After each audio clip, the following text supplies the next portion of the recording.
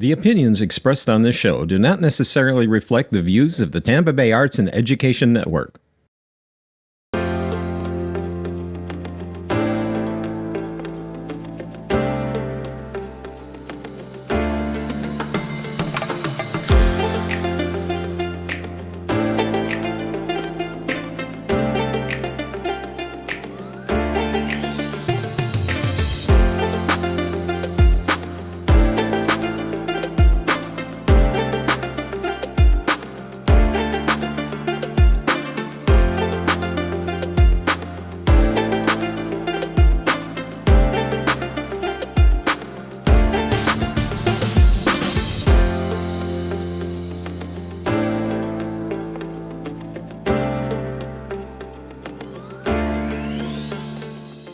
Hello everyone, and welcome to Connecting with Kim here on Tampa Bay Arts and Education Network. I'm your host, Kim Droege. We're so glad you joined us today because we have another great episode coming up.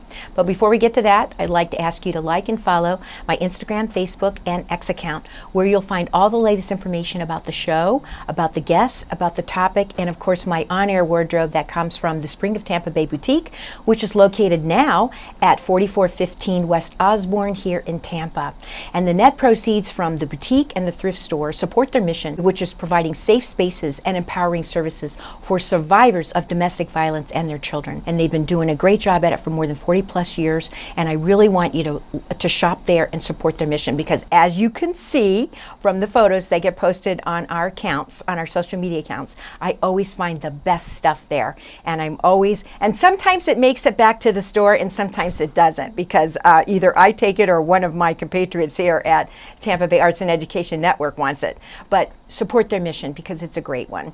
And also I want to remind you that you can find the audio of our show, listen to it on Monday, Wednesday, and Friday at 3:30 in the afternoon on Sun Radio 96.3 FM and on your favorite streaming platform, where it all started as a radio show 6 years ago. I always like to give them a shout out, and they are great people down there. Running community radio, which is not that easy. So, I'm so excited because I've known this gentleman for quite a long time, actually, and it just kind of came about I thought this would be a great topic for one of my shows and a great guest to have on the show. So I want to introduce you to, and I am putting on my glasses so I don't screw anything up. Of course, I know his name. Steve Cona, who is the president and CEO of the ABC Florida Gulf Coast. Now, what does ABC stand for? I'm going to tell you. Associated Builders and Contractors. So welcome, Steve, to Connecting with Kim. Kim, it's so great to be here. I'm so excited. Very exciting. I know. Yeah. And I was so glad when I contacted you that you were so excited about it. I could tell you were like, yeah, I want to come on the show. I watch the show all the time, and to be honest, it's just amazing. Oh, thank you. You're going to make me blush now. So, if you watch it, we start off the same way. I always love my guests to share their personal life journey as much as they feel comfortable with, because I guarantee there'll be somebody out there listening or watching who shares something in common with you, and that's a good thing. So, Steve Cona, born and raised here in Tampa, Florida. I'm a fifth generation Florida native. I have a Cuban and Italian background, so my family came to Tampa and raised in Ybor City, that area, and our generations of families were, the Cuban side and the Italian side coming together in Ybor. So I've been here a long time. I'm a graduate of Chamberlain High School, and now I work for Associated Builders and Contractors, and I've done that since 2007, and it's the best job I've ever had. Did you have that background before you went to ABC? I started off in the telecommunications industry. So when I graduated from USF, I was working for then GTE back in the day, and worked there. I was in corporate training. And then I decided to kind of go back to my roots, because I come from a generation of contractors. So my grandfather was a carpenter. All his sons were carpenters. They had a general contracting business. My grandfather built a lot of houses in West Tampa and the Tampa Bay area. And I decided to be a marketing major. So I come from a construction background, go to USF to become a marketing major. And then after working at GTE, I found myself wanting to give back to the construction industry, because I think it's in my blood to do that. So went and started with the ABC as the marketing director and worked my way up to president and CEO. That's a wonderful story. And along the way, I believe you also took a detour.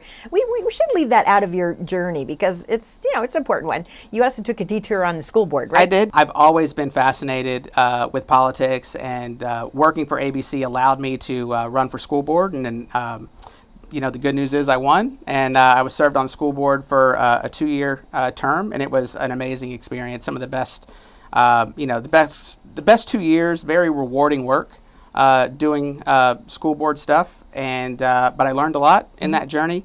But I've served on many public boards. I was on Hillsborough Community College Board of Trustees. I currently serve on the Planning Commission, so I'm very still locked into the still political got your fingers scene. in the pie, still right? got my fingers in it, and still doing some things and serving my community in that way. You and I both know my mother, and we Yep. were talking about her before we went on air. And my mother used to say to me, lots of people would come to her and say, I want to get involved in politics. I want to get involved. And my mother would say, well, the first place to start is the school board, because 2 things happen at the school board. Many a political career gets born, and a lot of mischief happens at the school board. Yeah. So if you want to get involved in your community and make a difference, that's a great place. 100%. Your mom is spot on. Like it was the greatest learning experience that I've had. Like I've went to USF, but if you really want to learn and really know like 101 how to how to solve difficult problems, and I just happened to be on the school board during COVID, so we had Yeah. everything. Oh, you had everything. We had everything. We had a new superintendent we had to hire. We had COVID, so it was a lot crammed into that 2 years. But your mom is 100% accurate. School board is where you can go to really cut your teeth in the political world. Let's start with explaining to our watching and listening audience, because they may not understand what Associated Builders and Contractors actually does. Yep. So we are a construction association. We represent commercial and industrial contractors. ABC is a little bit like the chamber, so we do a lot of networking events for our members, but we're really big on workforce development. So we actually run a full-scale apprenticeship training program. We're training 10 different construction trades, and we work with our member companies, and we have 625 member companies on Florida's Gulf Coast that belong to ABC. So we're doing a lot of workforce training. And then the other part is we do a lot of political advocacy for the construction industry. So as you know, the construction industry is one of the largest industries in the state of Florida. We employ a lot of people. We do a lot of work, and you can't touch anything in day-to-day life without construction being involved, whether it's your house, your schools, your churches, your hospitals. Construction plays a big part in all of that, and we want to make sure that we are creating a regulatory landscape for our contractors. So advocacy is a big part of my job. So we want to make sure that we streamline permitting. We're doing things right so that our contractors can keep investing in the workforce and putting people out there who can actually deliver for the growth that we have in the community. What is the size of the construction industry in the state of Florida? I think we're probably like the 4th or 5th largest industry in the state as far as who we employ. Okay, but like in dollar terms? Oh, in dollar terms? Oh, it's I imagine it's billions, right? Oh, way, yeah. Okay, I was just kind of curious. Yeah. So, and when we say Gulf Coast, because we introduced you as ABC Gulf Coast, right? How many counties is that? You know, It's what a lot. geographical area? Yeah, our geographical location, we start in Gainesville and we go all the way down to Marco Island. So we go over the whole Gulf Coast and we go over to Lakeland. So it's a lot of counties. Oh, wow. It's a lot of local governments that I have to deal with when it comes to permitting, a lot of state reps in that area. It's been an amazing job to be able to really transform the construction industry, make it the best place for our contractors to do business in that area. So, and that's where all the development's coming, is coming to the Gulf Coast. You had 600 plus members Yep. in the association, and I imagine, it's an association where members pay dues to Yep. be a part. Okay, so, but how many people actually work for the association part of it? I'm just kind of curious. So about for us, we have 7 full-time employees. Okay. We have people who do membership, who do workforce, but we also employ 50 instructors who actually teach on our apprenticeship program, and they're part-time. We have a good group of people working for ABC.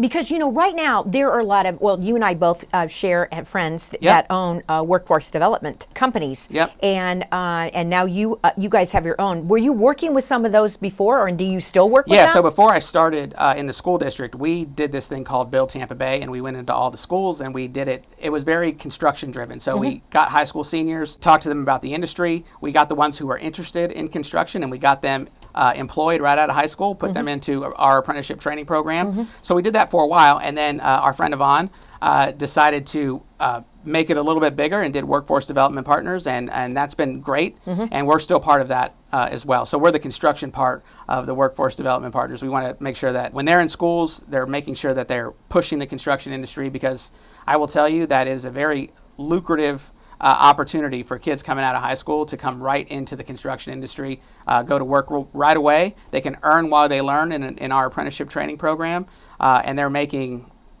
six figures in a very short period of time. And when they come out of high school and they join the industry, what are they getting paid? So right now, $17 to $20 an hour, not knowing anything. Right. Right. So they start, and when you're in an apprenticeship training program, every year that you're in the program, you get a raise. So after you're done with first year, you get a raise. You're done with second year. So all of our apprenticeship programs are 4-year programs. Okay, I was going to. Yep. So you have to have the on-the-job experience plus the book work, and every year they get stair-stepped. So when they graduate and they become a master electrician or a master plumber, they're making six figures before the end of the 4 years. This is what I kind of try to say to people. First of all, not everybody is destined to go to college. Right. Or should go to college.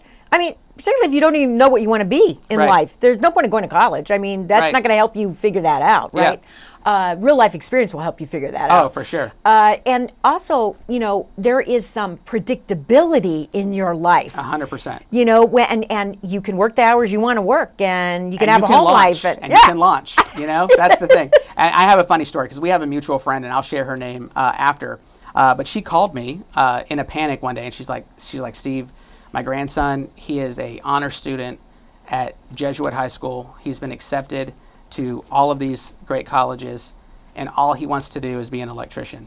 And I was like, that's amazing. Let him be an electrician. I'm like, that is the most amazing thing I've ever heard. So they came to the office. We got him employed with a great electrical company.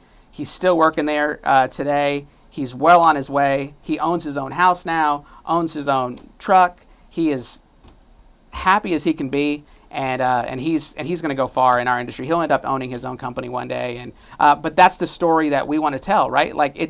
College, you're right, isn't for everyone. But we have kids in high school that know what they want to do. So let's figure out, let's identify them and let's get them involved and get them on the right path, right away. And that's what we're trying to do at ABC too. So, half the job is political and half the job is workforce development. And the workforce development part is the part to me that is the most rewarding because, we really are changing lives when we bring people in and they come from high school and in 4 short years, they have their own home. They're driving, F-150s, better cars than I have, and they're living their best life. So that's what, that's the American dream, and that's what we want to push. Well, I don't know who this mutual friend was, but because you said you would say her name, but kudos to that family. Yep. For even though they had this superstar, and they probably had lots of goals and plans for this superstar in their family, but they had enough chutzpah to Right. say, let him be what he wants to be. Yep. Let him be what he wants to be, and look, we need more electricians. We need more plumbers. Well, if COVID AI is not going to root those jobs No. out. So and if COVID taught us anything, right? That's it exactly taught us right. that. Yep. That having a skill, having a trade, having something you can do for people immediately 100%. was so in demand, right? Yep. So in and demand. still in demand. So And we have still in a demand. huge labor shortage. We can't fill our jobs fast enough. So if you have a child who loves to work with his hands, knows what they want to do, if they want to build stuff, have them call ABC because we will make sure that they get fast-tracked in our industry. You should be the marketing manager too. Yeah. If you're just joining, That's my marketing degree coming out. Well, I'm a marketing. I came from IB in marketing, and I can tell you, it has transferable skills all over the place. Yep. So if you're just joining me now and connecting with Kim, my guest in the chair is Steve Cona, who is the president and CEO of ABC Florida Gulf Coast, and that stands for Associated Builders and Contractors. And we're talking about all of the job opportunities are available for a good living with benefits and whatnot in the construction and industry, and how they will help train you if that's what you think you want to do. So we should probably shift gears now. Sure. And because you said one half was that, workforce development, and the other half was political. And by politics, we mean permitting, making it easier. You can explain it better than I can. So Sure. let's talk about what that part of your job is. So for us, and to be honest, the political piece is way more regulatory, right? So we want to make sure that it's easy for people to be able to pull a permit to fix their house. It's easy. So once the land is approved to be built on, let's make sure we're fast tracking that, because from an economic development perspective, the quicker we can get people working, the better it is for those electricians and plumbers to be able to go and do the work that we're training them to do. I don't know, like when I started at ABC in 2007, in 2009, the economy, Right. we went into a pretty bad recession. Right. And we had a lot of skilled people leave the industry.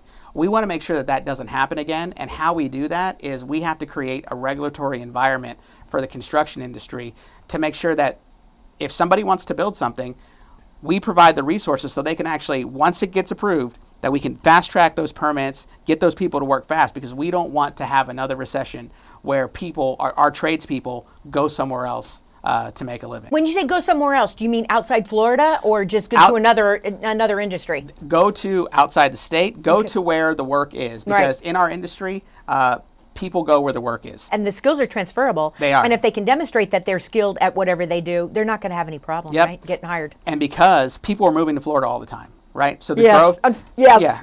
And look, It's a double-edged sword. right. And they're coming to the regions that are built for that. So they're coming to Tampa, they're coming to Miami, Jacksonville, Orlando, which is great. But we have to be able to keep up with that infrastructure. We have to make sure that we have the resources, keeping people busy, right? That is the good thing that we need to do, because they will go to another place that's busy. They will go to Texas. They will go to North Carolina. And we can't lose those resources because they're so precious for us. It's like I try to tell everybody, look, the easier you make it so the economy hums and works, the better it is for all of us, because now all those people are working and paying taxes. And that's what we want them to do, working and paying taxes to help support the whole thing that's going on, right? That's exactly right. Because it isn't going to support itself, right? No, it doesn't support itself. And for us, look, we want smart growth. We want growth in places where the counties and the cities want growth to happen, right? We want that growth there. So let's make sure that once we are doing like channel side, EBOR, like let's fast track those areas so we can develop them. That's where the people want to move. You have the high rises that are going up down there. Let's fast track that and make it easier for getting our people to work faster. I was driving in today on the Selman to the studio. All of a sudden, I don't know why, but I just, I was looking, and I just started noticing all these building projects and all these all of these skyscrapers going up and all of these, and I was like, how come I didn't notice that before? I mean, it was like it right happens in front. Very fast. I know. It happens very fast. And because, the city of Tampa has done a nice job of saying like the Ybor Channel Side corridor, like that's the development. Well, of course I passed by that. Right, and that's where you're seeing a lot of the development happening. But it's happening all over. It's happening at the beaches, and I'm talking about the commercial development. I'm not talking about the residential stuff. Yeah. We love that we're growing and thriving and all that. I think a lot of people in our area, in the Bay Area, would say unfortunately the infrastructure didn't keep up. Our own county elected officials did not keep up with the infrastructure. So getting around is a nightmare. I see it every day because I travel all the time too. It's a challenge, and we have to really invest in that infrastructure. And the people who are doing the development, they are willing to pay for that. The government just has to make it easy for them to do that. We were talking about regulatory and getting permitting. What would you say is the biggest problem? I think the biggest problem is time. I think it takes a lot of time to go through the permitting process in the city and in the county, and we need to streamline that process because, look, the cities and the counties, they don't have enough people to do the inspections and the plan reviews that they need. So we need more of our private sector folks to come in and help, fill that niche and be able to speed up these permits because guess what? People are still recovering from the hurricanes from last year. They still haven't gotten permits to fix their house, and that's a problem. It shouldn't take that long, and we need to make sure that if we could fix permitting, you're fixing a lot of economic development issues by making sure you're getting people to work faster, getting their houses fixed, getting our hospitals built, getting our infrastructure built. Like those are the things that really make the area grow and actually make things more affordable. If you can, speed to permit makes things more affordable. People don't have to wait and delay and the cost and the fees. If you keep those down, you're going to get more affordable options out of that. Well, you and I have a lot of friends in common that suffered in those two back-to-back hurricanes, Helene and Milton. I mean, personally, I'm thankful to God that so far we have made it through hurricane season without, touch wood, because, you just hold your breath until the end of November, right? But to me, it's hard for me to understand how if you're building on an existing site that already had something on it, I don't understand what takes so long. That's the question I ask all the time. I call down to the permitting departments a lot. I'm sure they get tired of hearing from me. But no, it shouldn't take that long, right? And I think that's the challenge, because as long as that takes, that's somebody who's not working to fix those problems, right? And if those people aren't working, then they got to find something else to do. They'll go to a place where permitting is easier, where projects go faster. So we need to make sure that people can recover quickly, and that means you have to streamline the permitting process, because that's the only way you're going to fix it. So do you have to spend a lot of time in tally too? I do. I do. So, and I know that is so much fun. Yeah. So luckily I pay some really good lobbyists to spend most of the time there, but we do spend a lot of time in Tallahassee doing state politics. ABC is very politically active in Tallahassee. We're probably the largest construction association in the state. So our work in Tallahassee, people know us there. We've passed a bill every year for the last 5 or 6 years.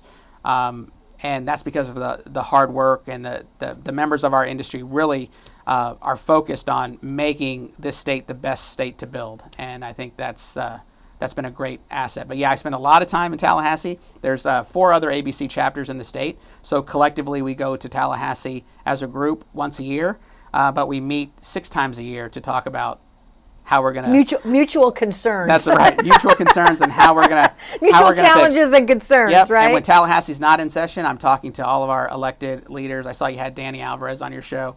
Danny's a good friend, and he's been...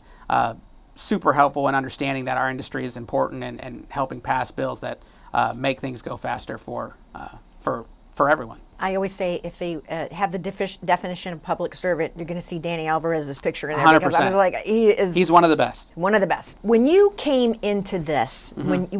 when you changed your life and came into this, what was the biggest surprise to you? I think the biggest surprise to me is how generous the construction industry is. I think if you look, all of the companies, you go to charity golf tournaments or charity events, you'll always see construction companies sponsoring those events. And not only are they charitable in that way, but they're also really good at building and growing their workforce, because they have to invest in that, right? So there's not a lot of colleges training electricians, right? They go through apprenticeship programs, and apprenticeship programs are, invested on by the contractor. So the contractor is actually paying for the education. The state does give us some funding for apprenticeship programs, but the main bulk of it is the contractors really working really hard to build their workforce. So they're really into building their workforce. They're really into delivering quality projects. And they're very generous in the communities in which they serve. I'm glad you shared that, because the public might not understand that, because sometimes construction takes a bad rep in our area. So if that was your biggest surprise, what's your biggest joy of what you do right now? My biggest joy is taking folks who previous backgrounds, so whether they went to college, couldn't find a job that worked for them, getting a kid out of high school, putting them into our industry, and then seeing their eyes light up with the opportunities. We've seen people go from, apprentices to business owners, and that to me is the American dream, and being able to kind of witness that and have my hands in helping people achieve their dreams. I mean, that's the best part of my job. I love that. My late husband put himself through college doing construction work. And by the time he graduated from Northwestern with a degree in mechanical engineering, he had 15 guys working for him, and all he did was go out and bid the jobs and collect the money, right? Yep. And when we first got together, I used to tease him all the time. I used to say, I'm kind of trying hard to understand why you just didn't stay. You could have been the Trammell Crow of Chicago. Yep. But it's funny how people just don't see themselves. That was a means to an end for him, but he didn't see that as a career. I tell this story all the time. So my grandfather, he is the smartest man I ever met. 9th grade education, became a carpenter, went into the Navy, came back, became a general contractor, and started building houses. And I would work, on the job sites, in the summer, and he would always say, "You don't want to do this for a living." And then, and that's why, I went to college, got a marketing degree. But when you look back at that, and you're like, well, my grandfather he always drove a really nice car. He had a big old Cadillac. He had beach houses. He lived in a really nice house. Like, why wouldn't He had a great life. He had a great life. Like, why wouldn't I want that? So, me continuing to serve in the construction industry is a little bit of homage to that. Like, I want to make sure that, I'm representing what he thought wasn't, good to pass on. I mean, he passed it on to all of his sons, which is great. But like, there's nothing wrong with working with your hands and making a living, and it's very lucrative because not a lot of people. That's not a road a lot of people are taking. But I think times are changing. I think people are really starting to figure out that, man, if I can work with my hands, no one can ever. I'll never be out of a job. You'll never be out of a job. Never. You'll always be in demand. Well, I think a lot of it is too. I grew up with depression parents, and you probably did too. And they are maybe their dream, even though they don't understand what that dream actually comprises and the sacrifices have to be made for it, it's their dream in their mind that you rise above wherever they were, right? And it whether or not it actually makes sense, it's just something they dream, right? Like it made sense at the time, but then you look back and you're like, that made no sense at all. Like, it made no sense. Well, we could sit here for another half an hour because I find this so fascinating, but we're out of time. But I want to thank you for being my guest today and connecting with Kim. It's been very educational and wonderful, and I'm just you're such a great guy, Steve, so I'm so glad I finally got to have you on the show. I'm glad to be here. This is awesome. Today, if you're just joining us, you have to go back and listen to the whole interview because Steve Cona from ABC Florida Gulf Coast, and that's Associated Builders and Contractors, is on the show today sharing all about the great jobs that can be had in the construction industry and careers, actually. So join us next week on Connecting with Kim for another great episode. And remember to like and follow us on our Instagram, Facebook, and X account so you can find out all about the show, the guests, the topic, and the honor wardrobe from the Spring of Tampa Bay Boutique. Thank you. Bye-bye.